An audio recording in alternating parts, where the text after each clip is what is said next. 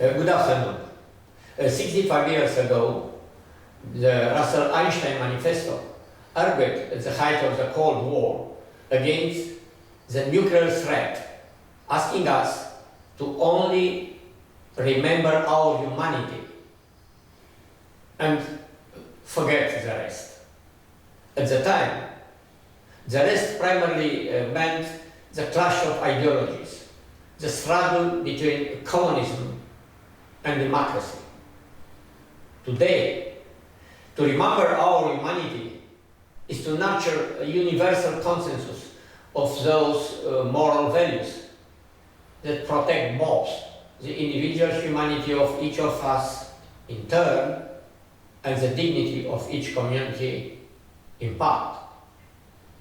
Today's video conference aims to put into motion a multilateral collaboration between nation-states, international organizations, the academic milieu, and civil society. One that might confer concrete meaning to what we all too often and too vaguely refer to as global governance. Often is the inefficiency of the United Nations, of UNESCO, and of other international organizations involved, glossing over their univocal merit in having preserved peace and have prevented a new and perhaps a final world war. In my opinion, this impression of inefficiency stems from the fact that these organizations attempted to generate a global consensus on the concept of the good, which to many would have appeared utopian and have generated warranted misgivings.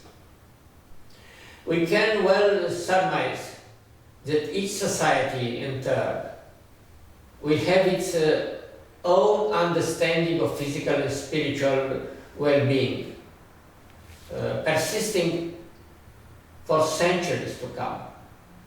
To attempt to standardize this worldviews would be to advocate for the establishment of a unifying directive of thought, and would endlessly perpetuate existing and future points of tension and conflict.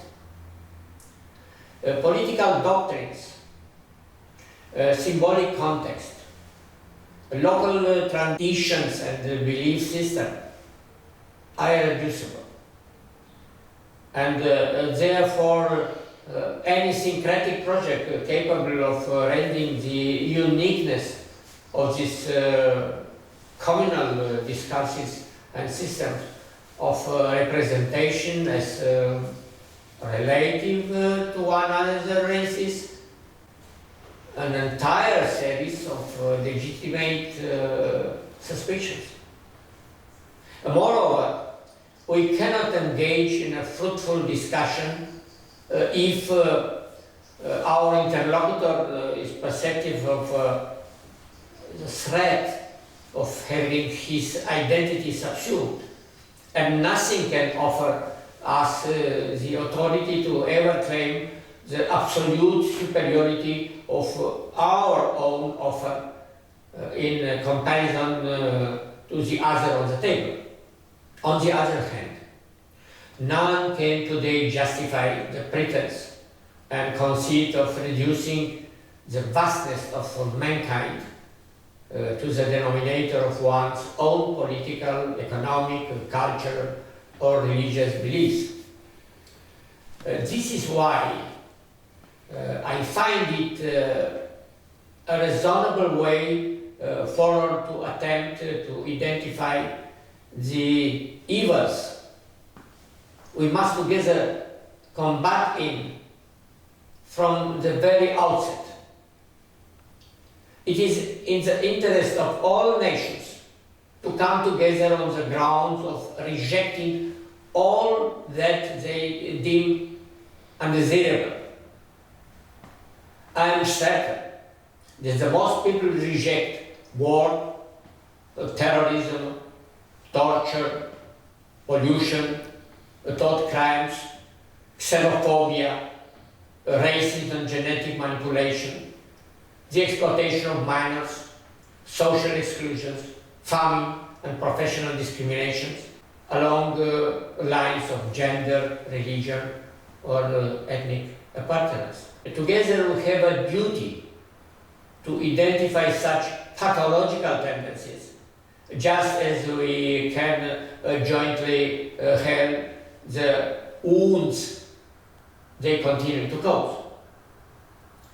In order for post-war and post-conflict conciliations to be possible, the leader of the respective societies must be able to find a new way of approaching so-called dead-end situations, and are in need of new language in order to convince not just the world, but also their own citizens.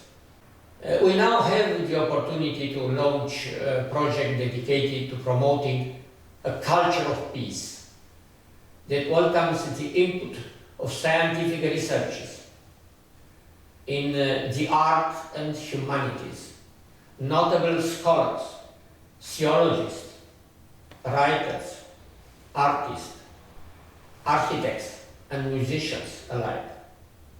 A culture of peace capable of edifying a space for knowledge and understanding based on cooperation and mutual respect. The post-modern society in the second half of the 20th century promoted equal rights and racial and ethnic freedoms, equal rights and opportunities for women, and mandated respect for those who choose to be different. This constituted a significant and impressive progress, but also had the side effect of dividing society, risking its atomization. To find a timeless common goal that outlasts and surpasses conjectural solidarity in opposition will prove a difficult task. Such an ideal could well be peace.